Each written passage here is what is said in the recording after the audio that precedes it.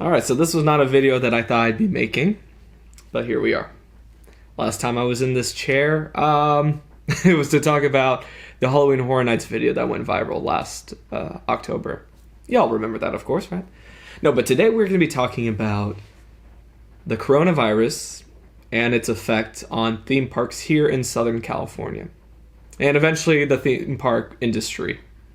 So for those of you who did not watch the Halloween Horror Nights video we did in October, this is completely unedited. This is just straight from the camera onto the computer for all of you to see.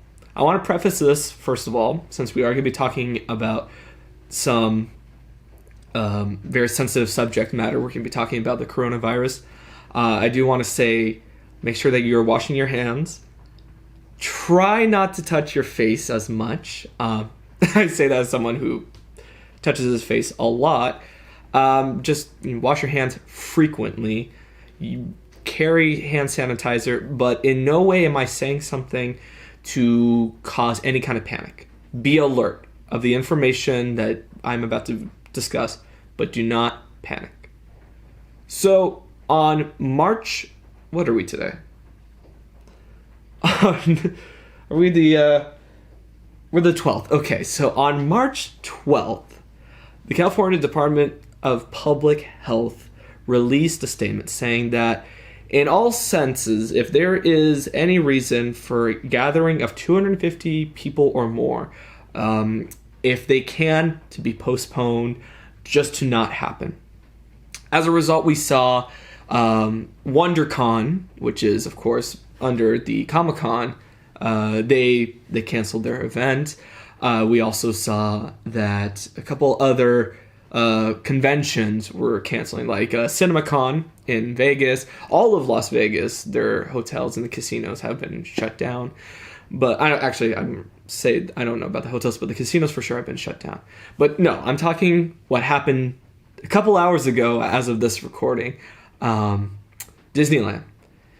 Disneyland was the big mixed reaction. California Governor Gavin Newsom said that Disneyland can be exempt from this finding or from this recommendation from the California Department of Public Health. But Disneyland wanted to take the precaution, and as a response, they have closed the park starting on Saturday, March 14th, through the rest of March. And then a few hours after that, it was announced that Universal Studios Hollywood was closing the same day, Saturday, March 14th, and will be closed until March 28th. So now I want to just read what the releases were, because I think the language is very important, and I'll make sure to put up the language right here. So I'm going to read right now specifically what was said by Disneyland. So, while there have been no reported cases of COVID-19 at Disneyland Resort, after carefully reviewing the guidelines of the Governor of California's executive order in best interest of our guests and employees, we are proceeding with the closure of Disneyland Park and Disney California Adventure beginning the morning of March 14th through the end of the month. The hotels of Disneyland Resort will remain open until Monday, March 16th to give guests the ability to make necessary travel arrangements. Downtown Disney will remain open. We will monitor the ongoing situation and follow the advice and guidance of federal and state officials and health agency. Disney will continue to pay cast members during this time. Disneyland Resort will work with guests who wish to change or cancel their visits and will provide refunds to those who have hotel bookings during this closure period. We anticipate heavy call volume over the next several days and appreciate guests' patience as we work hard to respond to all inquiries. Please contact Walt Disney Travel Company for questions and cancellations, 714-520-5050. So, on the bright side, cast members, and I know some of you do watch this channel, I am very happy for you that you will be compensated for this. In no way should any of this ever affect your livelihood.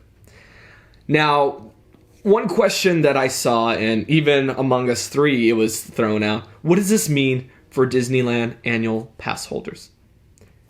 Well, I went over the contract, and I'll pull it up again, but essentially doesn't mean anything.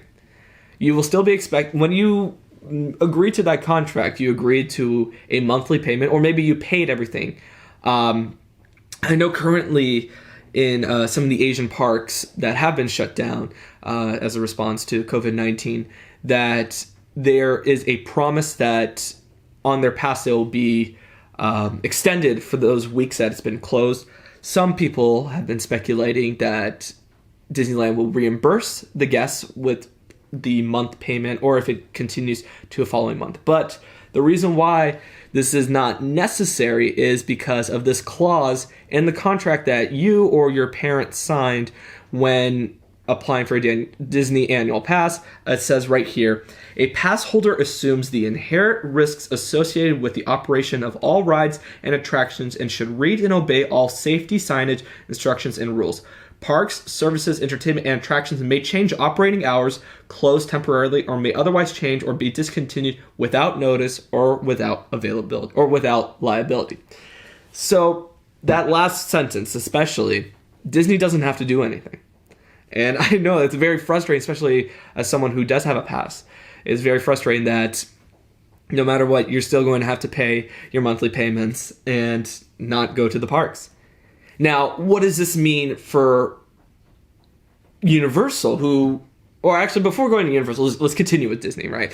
Now, what does this mean for projects that Disney is doing? Like, they announced on March 11th that Avengers Campus will be opening July 18th. Will this be pushed back? Not at all. If anything, it might even come up a little bit sooner to make up for this lost time, this lost stream of money that Disney will not be receiving for the next month. Also, because there will not be any guests, they can work even harder. They don't have to work on the off hours with Avengers Campus, so they can get this done even sooner than July 18th. And probably will have to in order to make sure that they are compensated for this month of closure. Then also, what does that mean for like Snow White, Haunted Mansion? Again, construction plans and projects will continue. And then now let's head on over to Universal Studios, because this weekend Universal Studios was supposed to show a brand new attraction, but that attraction is not going to be shown, right? Because there were, for annual pass holders, they could have seen Secret Life of Pets off the leash this weekend. But they will not be seeing Secret Life of Pets off the leash this weekend because starting March 14th, the park will be closed. But it'll only be closed for 2 weeks. It is expected to open up March 28th, which I'm assuming will also be the opening of Secret Life of Pets off the leash. Now, let's read exactly what the message from Universal Studios Hollywood was.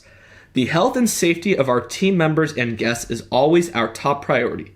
Out of an abundance of caution and in response to the guidance provided by the California Department of Public Health, Universal Studios Hollywood will be temporarily closed beginning Saturday, March 14th. The theme park anticipates reopening on March 28th as we continue to monitor the situation. Universal City Walk will remain open, and we will provide timely updates as conditions evolve. So already different than from Disneyland is that it's not a full month closure. It is only a 2-week closure. We can say that from the side of speculation, I would say that Universal will probably be closed for the rest of March, even though they are hoping to open up again March 28th. I don't think that will actually happen. So what does that mean for Secret Life of Pets? Well, it means that opening day of Secret Life of Pets will probably be the reopening of Universal Studios Hollywood. Whenever Universal Studios opens again, it will be very nicely timed to go coincide with this. And I think that whenever that happens. But we will let you all know. If you are not following our social media or going to our website regularly, it's where we post articles and we keep you up to date with all the theme park information, since that's what we do here on this channel. So, Universal City Walk and also Downtown Disney will be open.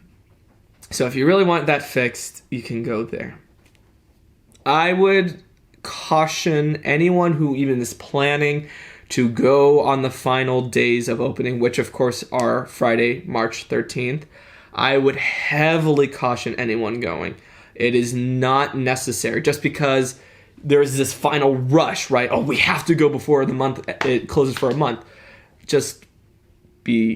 The safety concern is now, right? It's not starting March 14th.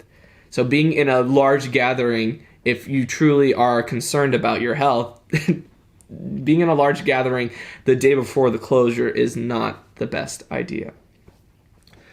What does that mean for us? Well, we will continue to make content on this channel. We've already started thinking of some ideas, but that is for a separate topic. What I really want to stress in this video is that, just as Universal Studios Hollywood said, this is based off of the guidance of the California Department of Public Health.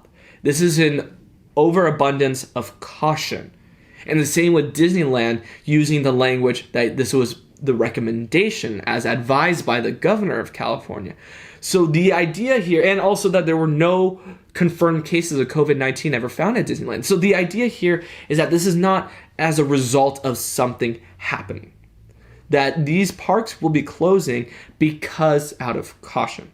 We know that Six Flags has stated a few days ago that they will continue to operate with this extra layer of caution and safety, sanitizing the park as much as possible. And I'm sure that this is only the beginning, though, of theme parks in Southern California, maybe even theme parks in all of the United States. Actually, just as a quick update, while I was filming this video, Universal Orlando and Walt Disney World announced that they will be closing, and then followed Disneyland Paris. So all Disney parks, including the Disney Cruise Line, will be closing for the month of March, and Universal Orlando is joining Universal Studios Hollywood in closing for those 2 weeks. I would not be surprised by the time I turn off this camera or upload this video that Knott's Berry Farm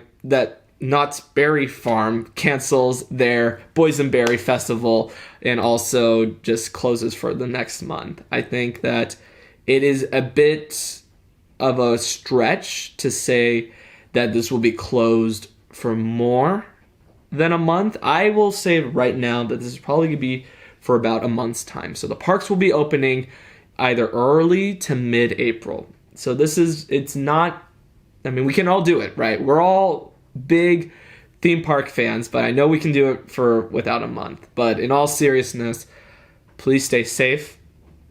Please take extra precautions in order to make sure that you are preventing any infection, especially if you are someone who has a lower immune system. Make sure that you are not running to these parks the day before it closes, but actually taking this almost as if it's happening now. Just stay home. And don't worry, we will be making sure to make a lot of entertaining content.